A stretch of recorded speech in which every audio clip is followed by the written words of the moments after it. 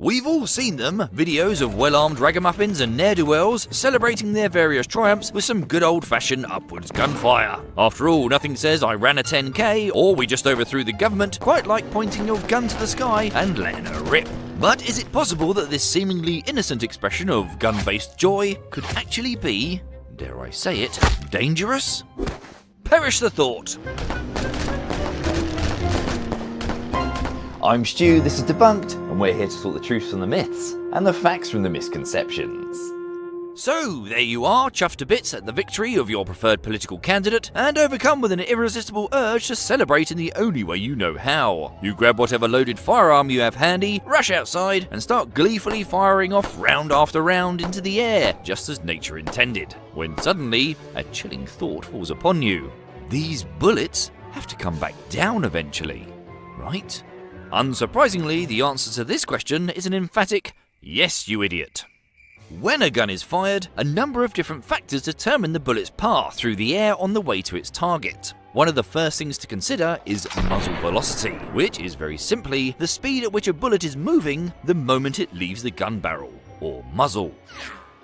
This can vary considerably depending on the kind of gun and round used. The ever-popular AK-47, for instance, is capable of firing bullets at around 715 meters per second, or 2,350 feet per second. While in modern rifles, some of the fastest high-performance cartridges can reach muzzle velocities of well over 1,200 meters per second, or about 4,000 feet per second. Due to the effects of air resistance, bullets slow down pretty quickly after they've been fired, and follow a route determined by a variety of factors, including things like atmospheric pressure, humidity, and air temperature. However, the thing that pulls a fired bullet downwards is plain old gravity, which, assuming those other aforementioned variables aren't having an overwhelming effect, ensures that bullets travel back to Earth in a roughly parabolic path. Now, celebratory gunfire differs substantially from regular gunfire, in that it is generally not directed at the people you want to shoot, but upwards and away from those you're celebrating with, who you don't want to hit. Well, not usually anyway. That way the bullets just disappear up into space, right? At least that's what people used to think. Early pre-17th century studies suggested that bullets shot upwards do somehow achieve escape velocity and peace out into space. We now know that all bullets shot from the surface of Earth never even leave the troposphere, the lowest layer of our planet's atmosphere, and unless you're watching this from the International Space Station, the one you're in right now.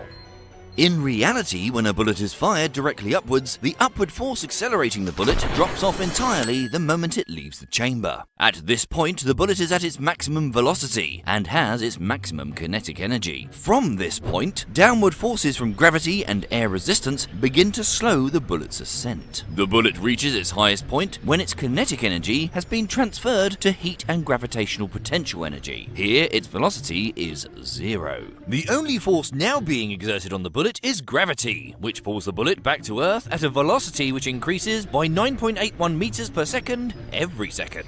As the bullet accelerates downwards, its velocity increases, as does the air resistance. And when a bullet falls naturally, it will often spin and tumble in the air, further increasing its air resistance and slowing its acceleration significantly. When gravity and air resistance balance out, the bullet will hit its terminal velocity, meaning it will no longer go any faster. The question is, are bullets falling at this speed still dangerous? Well, the terminal velocity of a falling bullet will obviously vary depending on the type of bullet, but generally speaking, yes, very much so.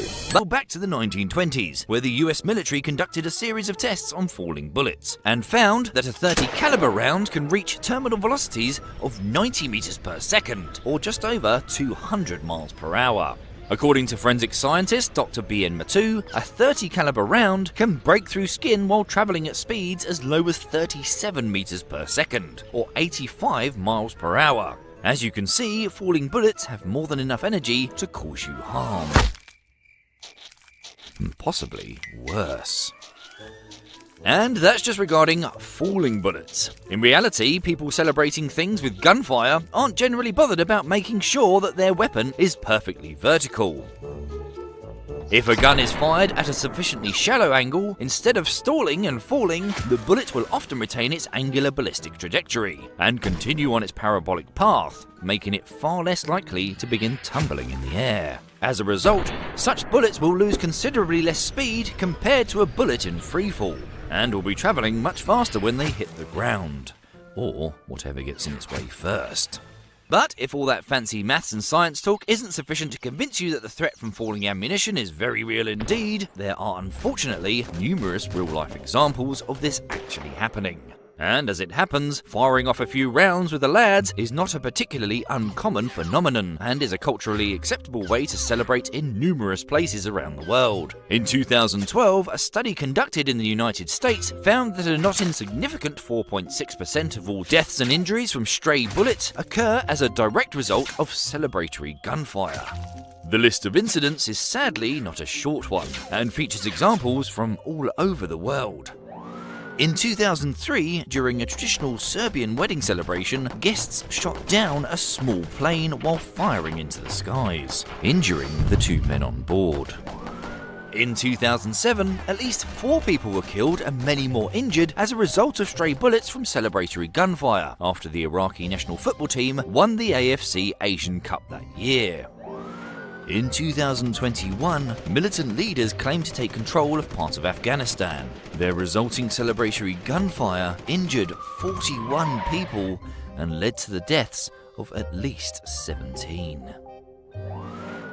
And in 1999, a teenager called Shannon Smith was killed after being struck in the head by a stray bullet while outside in her backyard in Arizona. This prompted the state to enact Shannon's Law, which made it illegal to discharge a firearm into the air in Arizona's cities and towns.